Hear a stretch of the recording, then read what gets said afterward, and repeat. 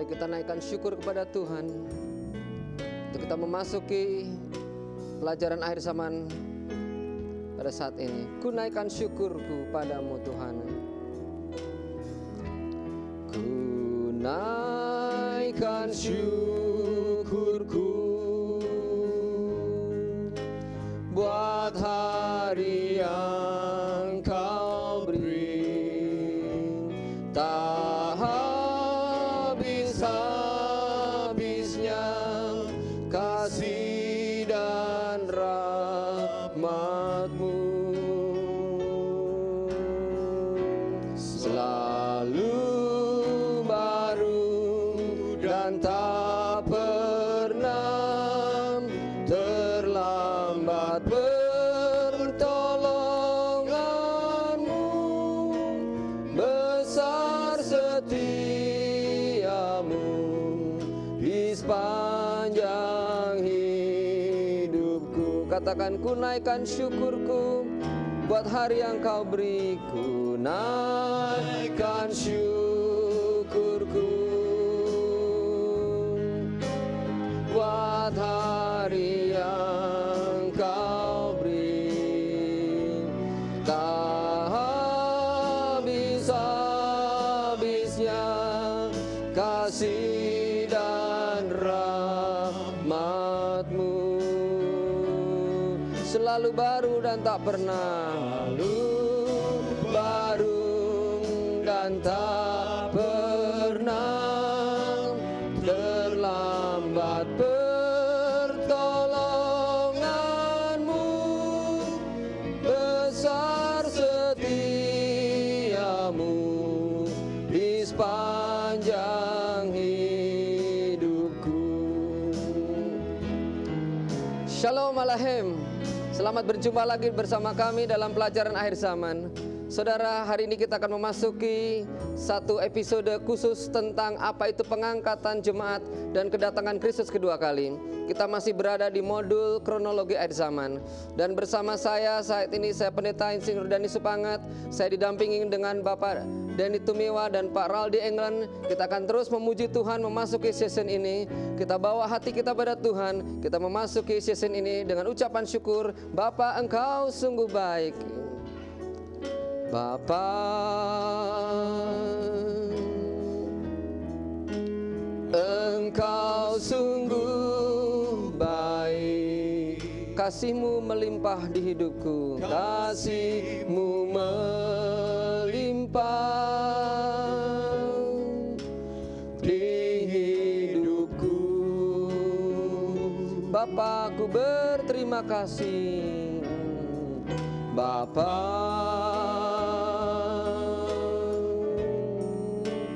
ku berterima kasih. Berkat-Mu hari ini, berkat-Mu hari ini yang Kau sediakan bagiku. Mari kita bersama-sama naikkan syukur pada Tuhan. Ku naikkan syukurku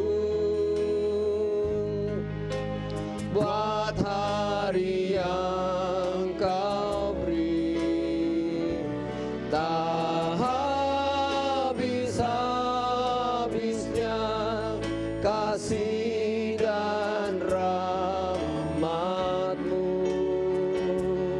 Selalu baru dan tak pernah, selalu baru dan tak pernah terlambat pertolongan-Mu.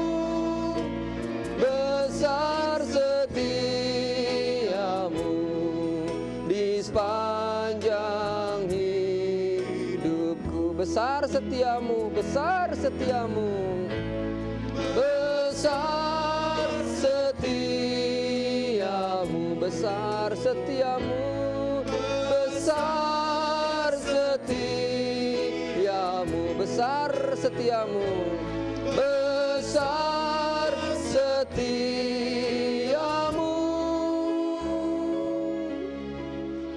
di sepanjang hidupku.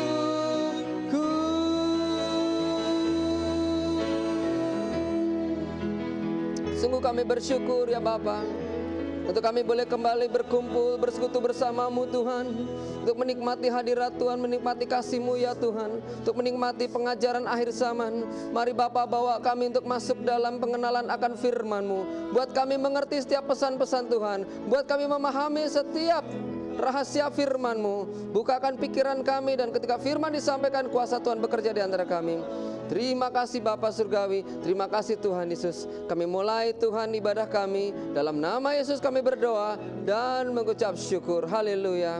Di dalam nama Yesus bersama kita katakan amin. Saudara, Allah kita sungguh amat baik. Mari kita memuji Tuhan. Allah itu baik. Puji Tuhan. Haleluya.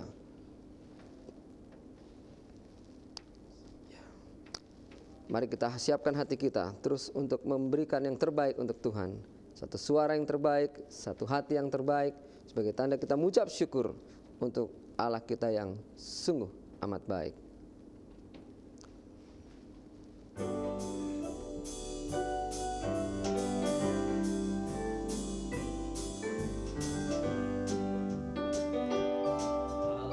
Itu baik, sungguh baik bagiku, ditujukannya kasih setianya. Dia menyediakan yang ku perlukan, menyatakan kebaikan, menyatakan kebaikan. Katakan sekali lagi, Allah itu baik. Allah itu baik, sungguh baik bagiku, ditujukannya kasih setianya. Dia menyediakan yang ku perlukan, menyatakan kebaikan, menyatakan kebaikan. Kasih setianya tak pernah berubah, dulu, sekarang, dan selamanya. Ajaib, ajaiblah kuasa dalam namanya. Yesusku luar biasa.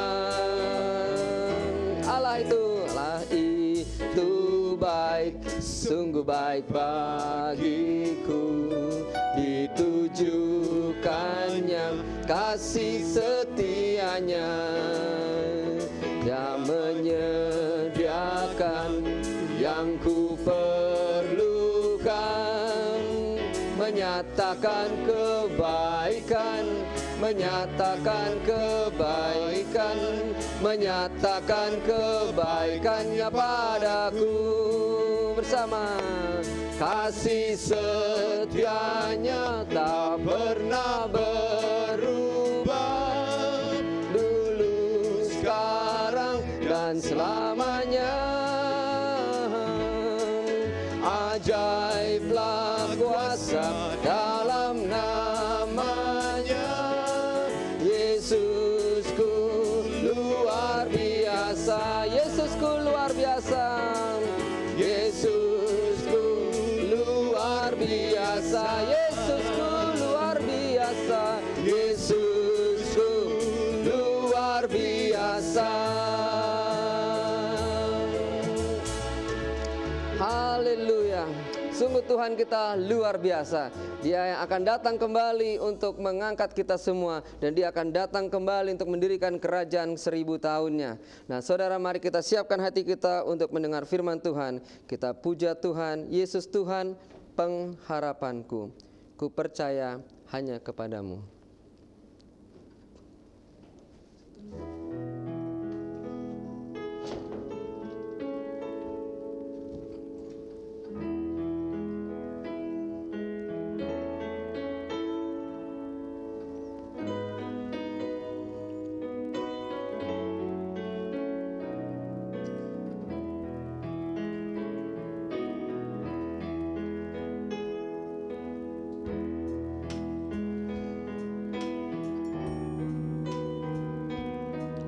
Saudara, kita berdoa pada Tuhan, merindukan Tuhan boleh melawat kita melalui firman.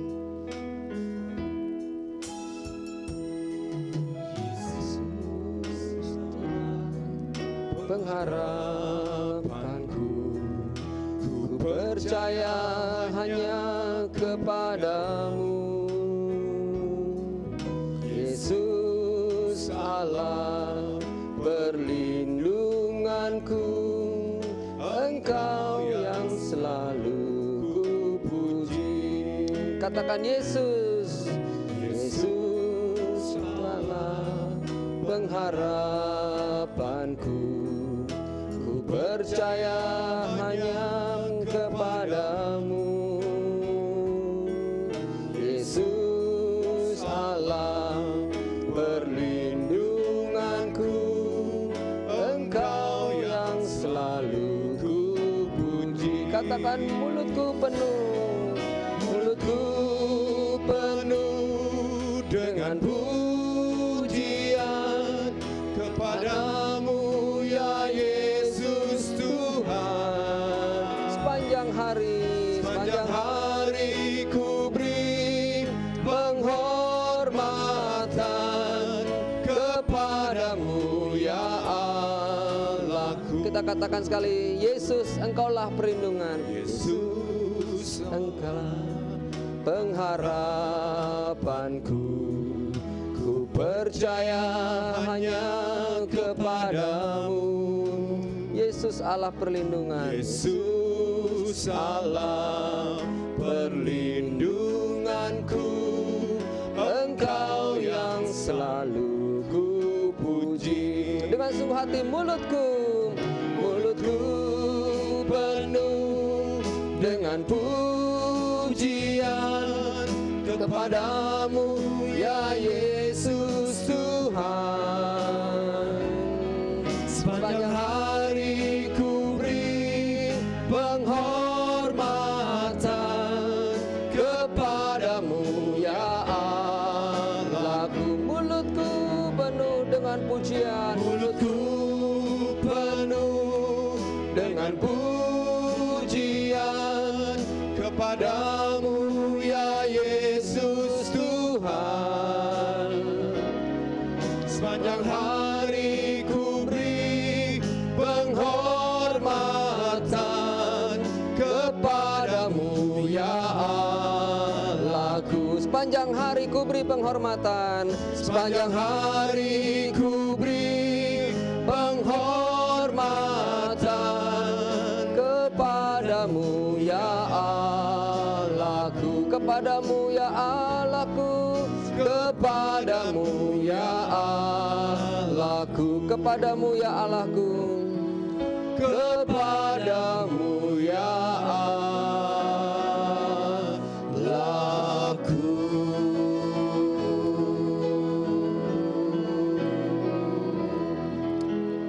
Mari sekali lagi kita berdoa pada Tuhan. Sungguh kami memuja Engkau Tuhan, sungguh kami memuliakan nama-Mu. Kau yang sudah hadir dalam pujian penyembahan kami. Dan saat ini kami buka hati kami sambut firman-Mu. Dalam nama Yesus kami berdoa dan mengucap syukur. Haleluya, amin. Puji Tuhan.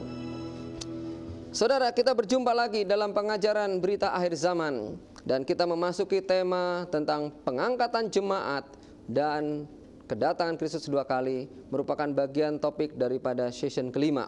Nah saudara, apa itu kedatangan Kristus kedua kali? Kita akan samakan dulu definisinya. Kedatangan Yesus kedua kali terambil dari Kisah Rasul 1 ayat yang ke-11. Kisah Rasul 1 ayat yang 11. Dan berkata pada mereka, hai orang-orang Galilea, mengapakah kamu berdiri melihat ke langit?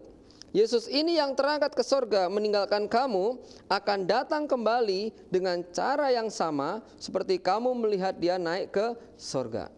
Yesus yang engkau lihat dia naik ke sorga, dia akan datang dengan cara yang sama ketika dia kembali ke bumi ini. Nah saudara, kedatangan Yesus kedua kali adalah saat di mana Tuhan Yesus akan turun ke bumi ini, menginjakkan kakinya di Bukit Zaitun. Di mana kita tahu Bukit Zaitun adalah tempat di mana Yesus naik pertama kali ketika dia kembali ke surga. Nah, oleh sebab itu kita samakan dulu persepsi. Kedatangan Kristus dua kali adalah saat Yesus kembali ke bumi ini injak kaki di Bukit Zaitun. Dalam bahasa Inggrisnya disebut second coming atau dikenal juga dengan second advent.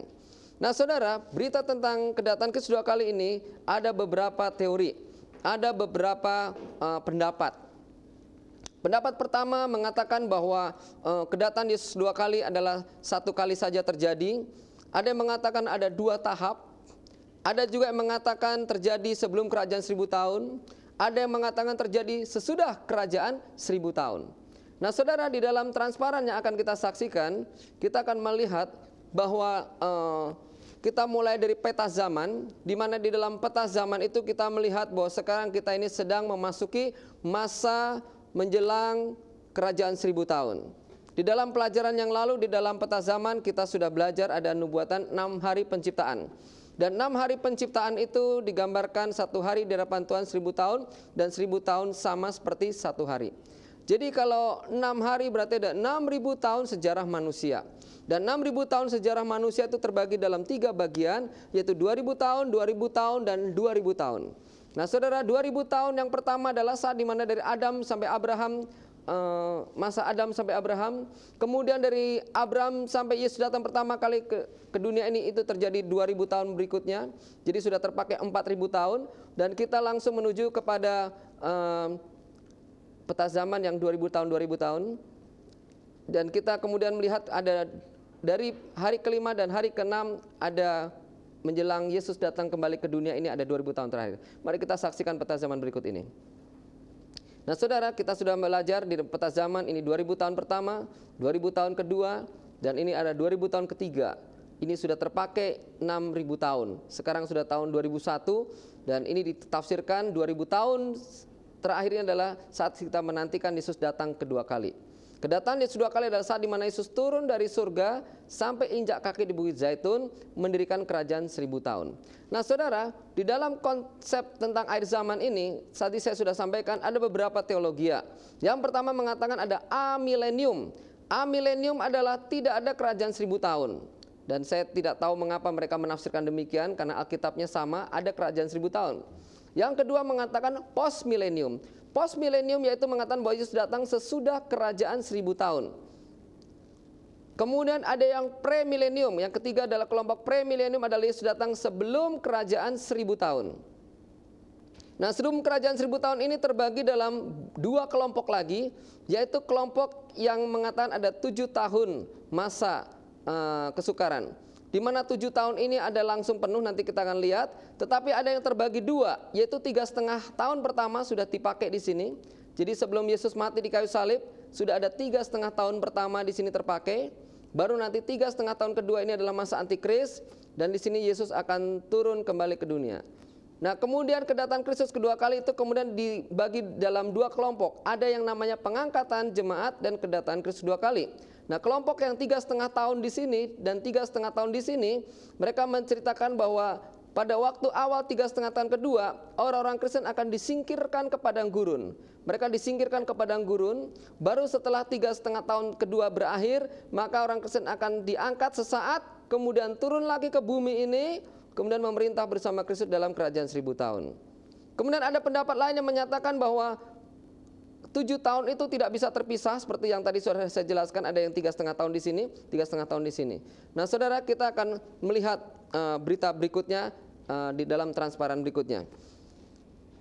Nah, saudara, sementara transparan disiapkan, kita sekarang ada melihat ada peristiwa yang namanya kedatangan Kristus kedua kali. Tadi kita sudah melihat bahwa kedatangan Kristus dua kali adalah saat di mana Yesus akan turun di bumi dan menginjakkan kaki di Bukit Zaitun. Nah, sekarang kita akan melihat kedatangan itu sendiri, saudara, terbagi dalam 2 tahap. Ya, ada 2 tahap. Mari kita lihat transparan berikut ini. Ya, lebih dinaikkan sedikit. Oke. Nah, saudara, mari kita lihat transparan ini. Kedatangan Kristus dua kali adalah saat di mana Tuhan Yesus turun menginjakkan kaki di Bukit Zaitun. Ya. Baik, sudah kelihatan ini transparannya. Kemudian di sini kita melihat ada 7 tahun di mana masa kesusahan. Di mana 7 tahun ini digambarkan sebagai 7 metre, 7 sangkakala dan 7 tahun murka Allah.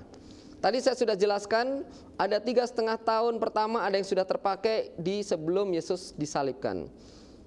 Nah, kami sendiri menganut 7 tahun ini bergabung semuanya. Nah, dari 7 tahun ini saudara, ada pembagian lagi, yaitu pre-tribulasi, yaitu pengangkatan jemaat atau kedatangan Yesus kedua kali. Tahap pertama terjadi sebelum masa tribulasi atau masa kesusahan.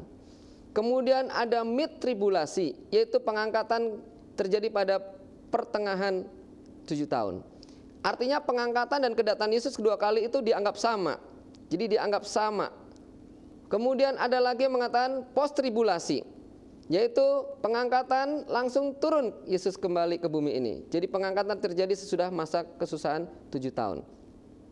Nah saudara, kelompok ini semua dengan argumentasinya masing-masing. Kami menganut satu langkah tengah setelah kami belajar dan kami mencoba mengkhotbahkan berkali-kali di berbagai tempat, berbagai denominasi.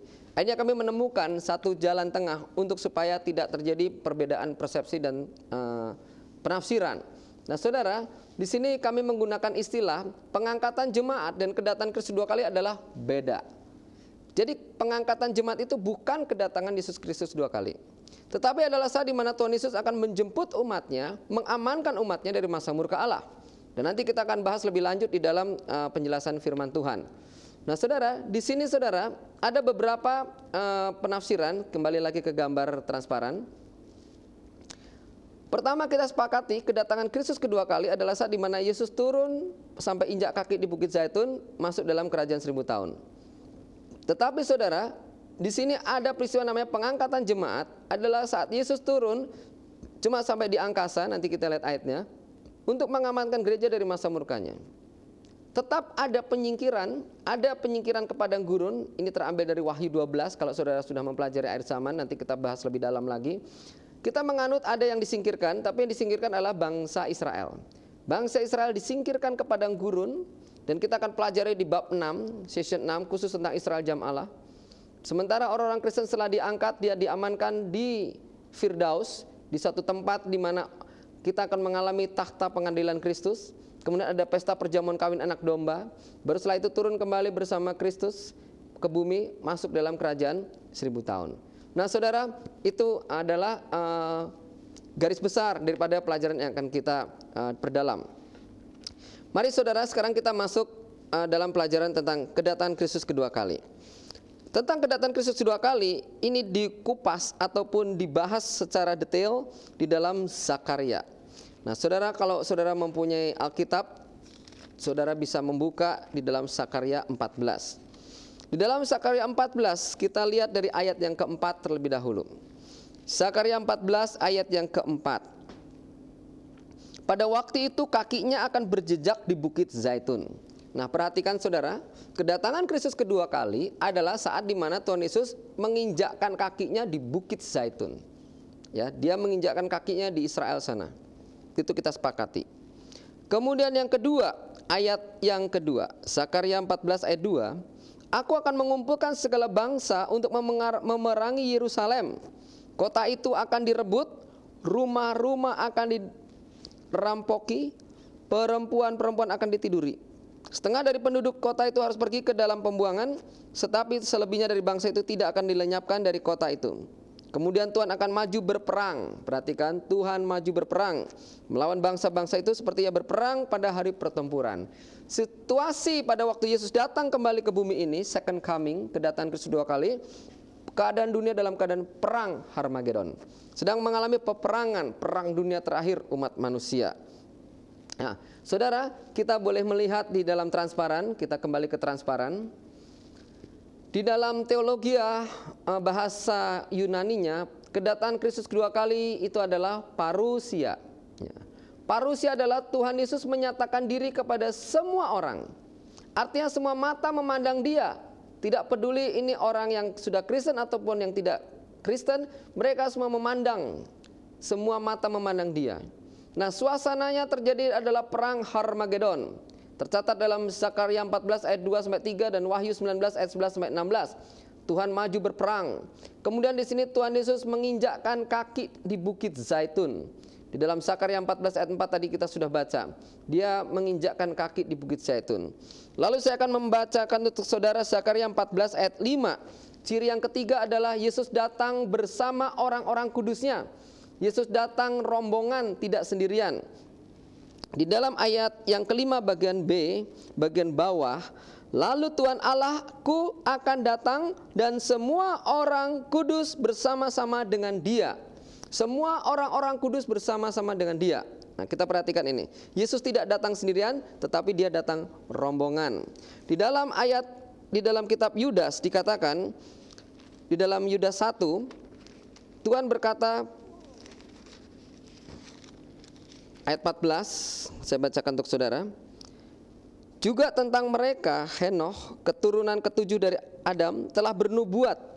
Henokh telah bernubuat katanya, sesungguhnya Tuhan datang dengan beribu-ribu orang kudusnya. Jadi Tuhan Yesus tidak datang sendiri, tapi dengan beribu-ribu orang kudusnya. Siapa dia? Yaitu kita semua yang diangkat.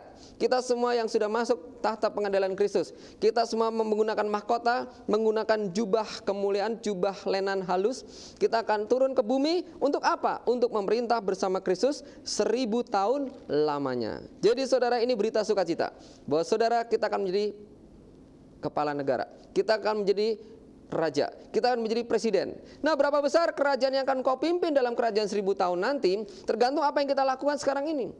Firman berkata, selagi hari masih siang, ayo kita kerja buat Tuhan. Amin, saudara.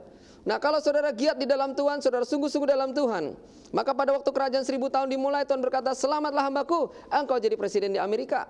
Ada yang jadi presiden di Eropa, mungkin ada yang jadi presiden di Afrika. Orang berkata, aduh Pak, jangan di Afrika Pak. Enggak apa, yang penting jadi presiden dulu. Amin, saudara. Tetapi saudara sudah dengar firman ini, saudara sudah tahu bahwa saudara akan memerintah bersama Kristus, tapi saudara tidak meresponi firman Tuhan ini. Engkau tetap menjadi orang Kristen yang malas. Engkau tetap menjadi orang Kristen yang tidak sungguh-sungguh. Engkau tetap menjadi orang Kristen yang tidak bergairah dalam Tuhan, tidak menjadi pelaku firman Tuhan. Pada waktu Yesus datang, sayang, mungkin saudara diangkat. Tetapi dalam pengadilan Kristus, Tuhan berkata, oh hambaku, engkau cuma jadi ketua RT. Ya, engkau cuma jadi lurah, engkau cuma jadi camat. Nah, saudara mau jadi ketua RT, camat atau lurah atau jadi presiden, tergantung apa yang kita lakukan sekarang ini. Mari kita jadikan berita ini berita untuk kita mulai berlomba-lomba melayani Tuhan. Haleluya. Nah, di dalam Wahyu 19 saya juga akan bacakan untuk saudara ayat yang ke-14. Dan semua pasukan yang di sorga mengikuti dia. Mereka menunggang kuda putih dan memakai lenan halus yang putih bersih. Saudara, kita menggunakan kuda, naik kuda bersama Tuhan. Kita menggunakan lenan halus putih bersih. Kita adalah orang-orang yang dikuduskan oleh darah Yesus. Luar biasa, berita yang sangat menggairahkan. Dan saudara, kita ikuti terus. Apa yang terjadi berikutnya? Kalau kita kembali kepada transparan ini saudara, kita akan melihat berita lainnya, yaitu kedatangan Kristus 2 kali. Tuhan akan datang seperti kilat dari timur ke barat. Seperti kilat di timur ke barat tercatat dalam Matius 24 ayat 27. Jadi merupakan satu gerakan Tuhan dari timur ke barat. Lalu tujuannya kedatangan Kristus kedua kali adalah untuk menyelamatkan bangsa Israel dari tekanan pemerintahan dunia. Itu ada di Zakaria 12, saudara nanti bisa baca semua.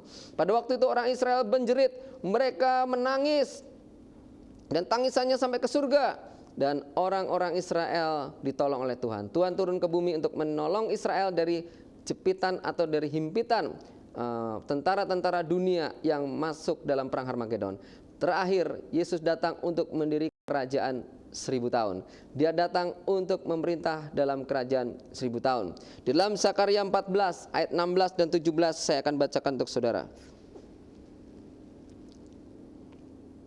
Ayat 9 maaf saudara. Zakaria 14 ayat 9. Maka Tuhan akan menjadi raja atas seluruh bumi. Pada waktu itu Tuhan adalah satu-satunya dan namanya satu-satunya. Jadi saudara, pada waktu itu di dunia tidak ada raja lagi, tidak ada presiden, yang ada hanya Yesus Kristus Tuhan. Dialah satu-satunya raja, raja di atas segala raja, Tuhan di atas segala Tuhan. Nah, inilah berita yang besar dari berita kedatangan Kristus kedua kali. Nah, sekarang saudara, kita akan masuk lebih dalam lagi. Kita sudah tahu apa itu kedatangan Kristus kedua kali. Peristiwanya adalah peristiwa di mana Tuhan Yesus akan menyatakan kemuliaannya, akan memulihkan bumi ini menjadi raja damai, di mana Kristus akan memerintah memerintah sebagai raja di atas segala raja, Tuhan di atas segala Tuhan. Nah, kemudian sekarang kita akan masuk lebih dalam lagi tentang peristiwa pengangkatan. Nah, mari kita mulai membuka dalam 1 Tesalonika 4. Di dalam 1 Tesalonika 4 kita akan membaca ayat yang ke-16 sampai yang ke-18. Saudara, berita kedatangan Tuhan. Kalau kita lihat sama Pak, peristiwanya kedatangan Tuhan Yesus juga. Tetapi di sini supaya tidak rancu, ini Yesus datang juga ke bumi, tetapi tidak sampai injak kaki di darat, di Bukit Zaitun. Mari kita lihat ayatnya. 1 Tesalonika 4 ayat 16 dan 17. Sebab pada waktu tanda diberi, yaitu pada waktu penghulu malaikat berseru dan sangkakala Allah berbunyi, maka Tuhan sendiri akan turun dari sorga, dan mereka yang mati dalam Kristus akan lebih dahulu bangkit. Sesudah itu kita yang hidup yang masih tinggal akan diangkat bersama-sama dengan mereka dalam awan menyongsong Tuhan di angkasa. Demikianlah kita akan selama-lamanya bersama-sama dengan Tuhan. Karena itu hiburkanlah seorang akan yang lain dengan perkataan-perkataan ini. Nah, perhatikan saudara, peristiwa pengangkatan jemaat. Pada waktu itu tanda diberi, penghulu malaikat di surga meniupkan sangkakala. Ada suara bunyi nyanyian surga, sangkakala musik surga berbunyi. Mungkin saudara mendengar bisa nggak kita mendengar suaranya? Bisa saudara, hanya untuk kalangan sendiri. Satu nyanyian surga, kira-kira begitu.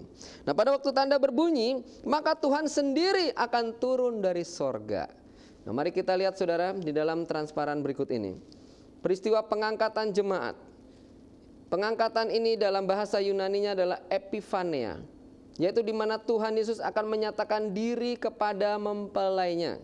Kalau tadi parousia, Tuhan menyatakan diri kepada seluruh umat manusia. Kalau epifania, Tuhan menyatakan diri kepada khusus mempelainya, yaitu orang-orang Kristen yang sudah bersiap sedia. Nah saudara, bahasa Yunani pengangkatan adalah harpazo. Harpazo ini bahasa Indonesianya raib, menghilang dari muka bumi ini. Ada bahasa lain bernama raptizo. Raptizo ini bahasa Inggrisnya rapture. Rapture itu tidak ada di Alkitab bahasa Inggris, tetapi ini adalah bahasa yang bisa menjelaskan tentang harpazo atau raptizo, yaitu orang Kristen akan diubah dalam sekejap, menghilang dari muka bumi ini, diamankan dari muka bumi ini dari masa murka Allah. Dalam bahasa lainnya adalah paralambano. Paralambano adalah orang Kristen disingkirkan. Nah, bagaimana cara menyingkirkannya? Ada yang menafsirkan ini disingkirkan ke padang gurun. Tetapi kita melihat dalam beberapa ayat di Alkitab, kita melihat bahwa cara Tuhan menyingkirkan umatnya nanti adalah dengan cara mendapat tubuh kemuliaan. Disingkirkan dari masa murka, dia diamankan dari muka bumi ini, menghilang, masuk di dalam kerajaan Tuhan. Nah, tadi kita sudah lihat kedatangan Yesus pada saat pengangkatan, ini Tuhan turun sampai di udara, sampai di angkasa. Ada lagu berkata, ada pertemuan di udara, pertemuan yang manis. Nah saudara, itu dia pertemuan di udara, inilah pengangkatan. Yesus itulah satu-satunya penolongku yang sungguh. Dia berjanji akan kembali angkat kita semua. Nah inilah pengangkatan. Kita diangkat untuk apa saudara? Untuk diamankan dari masa murka Allah. Kemudian kita melihat ayat berikutnya. Tuhan turun seorang diri. Nah di sini kita lihat Tuhan turun seorang diri. Kalau tadi Tuhan turun rombongan di kedatangan Kristus 2 kali, pengangkatan Tuhan turunnya cuma seorang diri. Dia turun sendirian. Kita baca berikutnya 1 Tesalonika 4 ayat 16 bagian B. Mereka yang mati dalam Kristus akan lebih dahulu bangkit. Jadi yang mati dalam Kristus lebih dulu bangkit. Saudara akan mendengar kabar-kabar kubur-kubur kosong. Pada waktu itu orang-orang menghilang dari muka bumi dan kubur-kubur kosong. Ayat 17, sesudah itu kita yang hidup, yang masih tinggal di bumi ini, akan diangkat bersama-sama dengan mereka dalam awan, menyongsong Tuhan di angkasa. Diangkat, raib, menghilang dari muka bumi ini, bertemu Tuhan di angkasa. Itu peristiwa yang namanya pengangkatan jemaat. Nah saudara, kita lihat berikutnya pasal 5. 1 Tesalonika 5 ayat 1, 2, dan 3. Tetapi tentang zaman dan masa, saudara-saudara, tidak perlu dituliskan kepadamu, karena kamu sendiri tahu benar-benar bahwa hari Tuhan datang seperti pencuri pada waktu malam. Peristiwa pengangkatan jemaat, peristiwanya Yesus datang seperti pencuri. Tidak diduga, datangnya tiba-tiba. Tetapi kalau kedatangan Kristus kedua kali, sudah bisa diantisipasi. Ketika kabar berita datang ada perang di Harmagedon, maka orang sudah bisa bersiap sedia.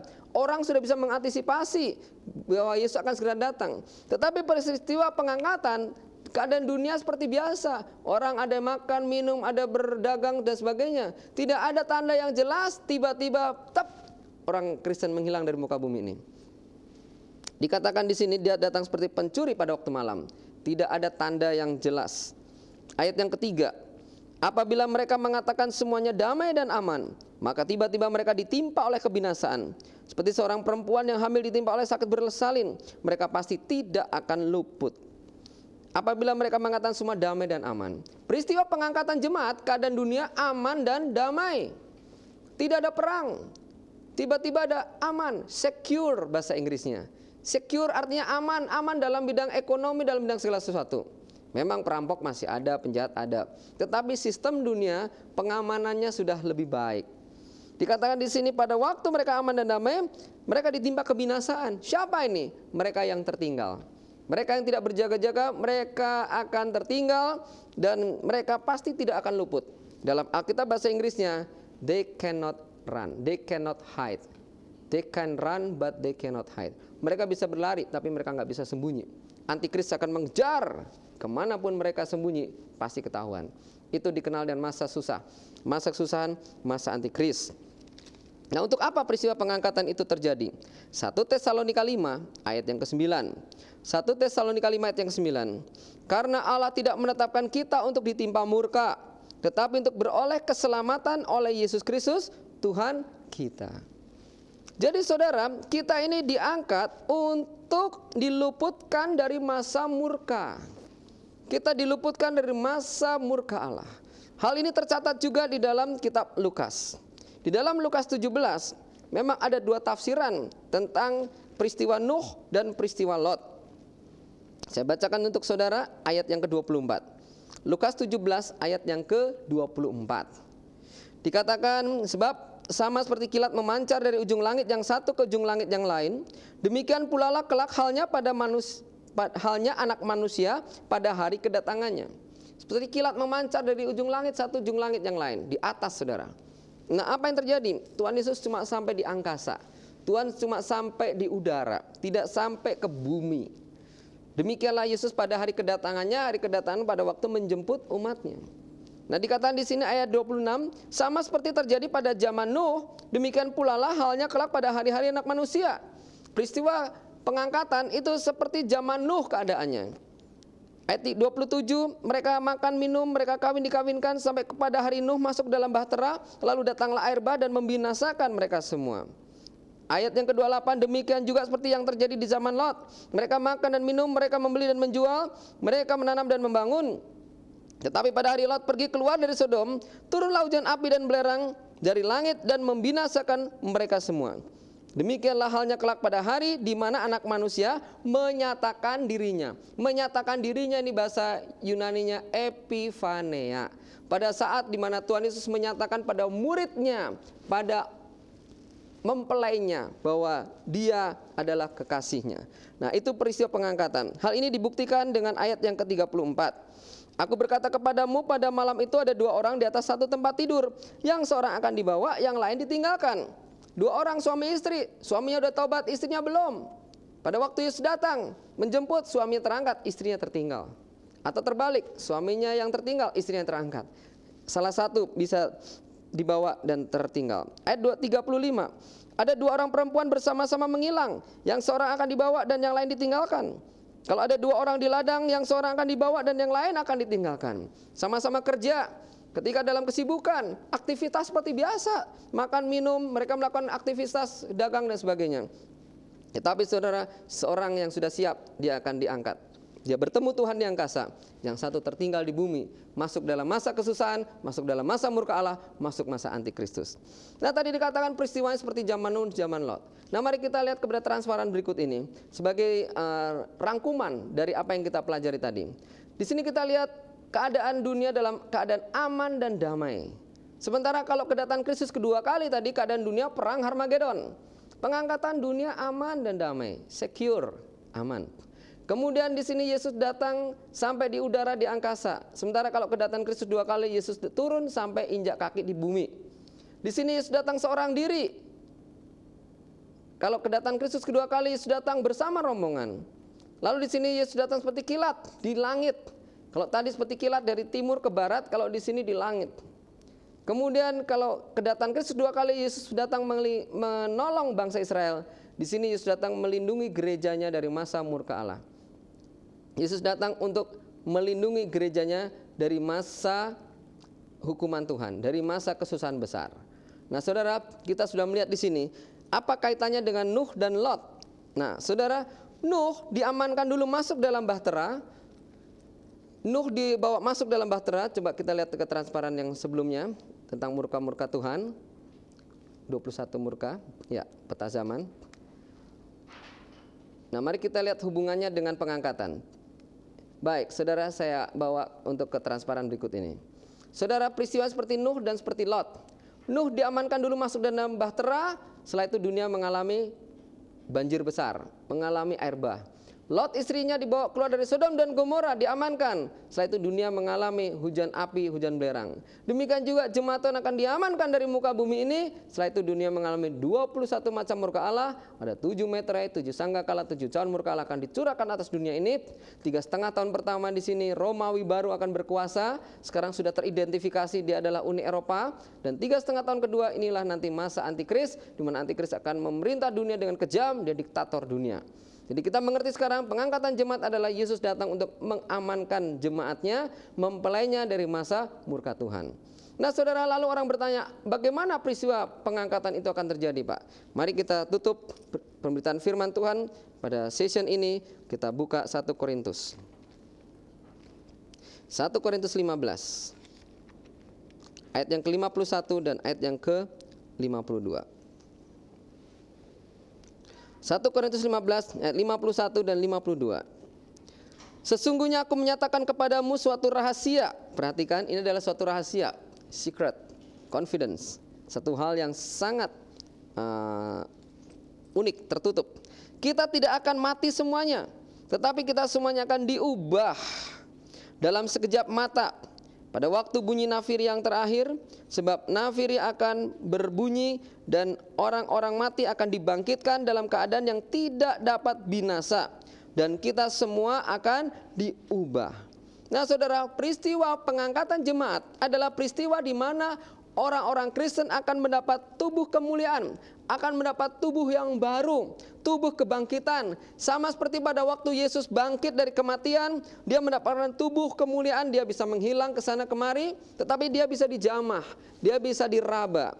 Demikian juga Yesus yang sulung, dia yang pertama kali dibangkitkan, dia yang pertama kali mendapatkan tubuh kemuliaan. Kita semua adik-adiknya, karena Yesus sulung berarti kita adiknya. Kita akan mendapatkan tubuh, kita akan mengikuti jejak Yesus. Nah, pada waktu itu, saudara, sangkakala berbunyi, pada waktu nafiri terakhir berbunyi, pas terakhir berbunyi, saudara, pada waktu itu orang yang mati dalam Kristus akan lebih dulu dibangkitkan. Itulah orang mengenal dengan kata kiamat. Kiamat dari kata kiamaah. Kiamaah adalah hari akhir yang diawali dengan kebangkitan orang mati. Kiamaah adalah hari akhir diawali dengan kebangkitan orang mati. Nah, orang pun bertanya, orang mati yang mana, Pak, yang akan dibangkitkan? Orang yang mati dalam Kristus itu yang lebih dulu dibangkitkan. Kemudian kita yang masih hidup, kita akan diubah, transfigurasi. Kita mendapat tubuh kemuliaan, tubuh yang baru, tubuh yang dari Tuhan. Dan kita raib, menghilang dari muka bumi ini, diamankan dari muka bumi ini untuk mengalami keselamatan, mengalami pesta perjamuan kawin anak domba. Sementara bumi mulai mengalami hukuman-hukuman yang kekal. Nah, saudara, kita sudah melihat peristiwa besar akan terjadi. Pada waktu itu dari stasiun-stasiun televisi akan memberitakan, saudara-saudara, sesaat yang lalu jutaan manusia hilang dari muka bumi ini. Dan orang pun memberikan satu berita-berita. Kami berada di jalan tol, saudara melihat ada tabrakan beruntun mobil-mobil, supir-supir menghilang begitu saja. Kami ada di rumah sakit, banyak suster yang histeris karena ketika operasi dilakukan dokternya menghilang begitu saja. Atau banyak juga dokter yang serangan jantung karena ketika mengoperasi pasiennya menghilang begitu saja. Banyak pesawat jatuh karena ditinggalkan pilot begitu saja. Saudara, itulah peristiwa pengangkatan. Kabarnya akan sangat menggemparkan. Sementara dari dinas pemakaman dapat laporan, saudara-saudara, engkau lihat banyak sekali kubur-kubur yang kosong. Kubur-kubur Kristen mulai lobang. Ada pencurian mayat terbesar sepanjang abad di dunia ini. Tetapi itu bukan pencurian mayat. Itu adalah peristiwa di mana orang Kristen dibangkitkan, mendapat tubuh yang baru, bertemu Tuhannya di angkasa, masuk ke surga yang mulia. Amin, saudara. Nah, saudara yang sudah mendengar berita akhir zaman ini, adakah engkau siap pada waktu Yesus datang kembali? Mungkin ada di antara pemirsa yang belum pernah menerima Yesus sebagai Tuhan dan Juru Selamat pribadinya. Perhatikan, orang yang dibangkitkan adalah orang yang mati dalam Kristus. Oleh sebab itu, terimalah Yesus sebagai Tuhan dan Juru Selamat pribadimu. Jadikan Dia sebagai satu-satunya Juru Selamat, satu-satunya Tuhan yang sanggup untuk mengubah hidupmu dari hidup yang gelap pada terang yang ajaib.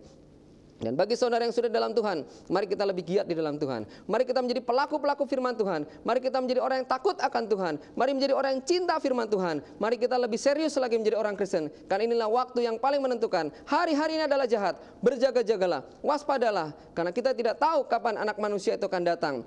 Tapi kita yang bersiap sedia, kapanpun Yesus datang, kita bertemu Tuhan di angkasa. Tuhan Yesus memberkati. Mari kita tundukkan kepala kita. Kita menyanyikan lagu tadi. Yesus, Engkaulah pengharapanku. Dan kita menyerahkan seluruh hidup kita untuk kita boleh menjadi alat kemuliaan Tuhan.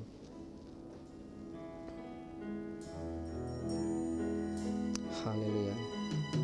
Yesus, Engkaulah pengharapanku. Ku percaya hanya kepadamu. Yesus, Allah perlindunganku, Engkau yang selalu ku puji. Katakan, Yesus, Engkaulah pengharapanku. Amin. Pengharapanku, ku percaya hanya kepadamu. Yesus, Allah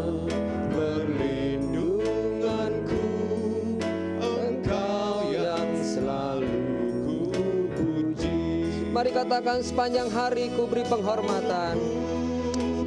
Benar Tuhan. Dengan pujian kepadamu ya Yesus Tuhan. Sepanjang hari ku beri penghormatan kepadamu ya Allahku. Mulutku penuh dengan pujian, mulutku penuh dengan pujian kepadamu ya Yesus Tuhan. Sepanjang hari ku beri penghormatan kepadamu ya Allahku. Sepanjang hari ku beri penghormatan, sepanjang hari ku beri penghormatan kepadamu ya Allahku, kepadamu ya Allahku, kepadamu ya Allahku, kepadamu ya Allahku, kepadamu ya Allahku.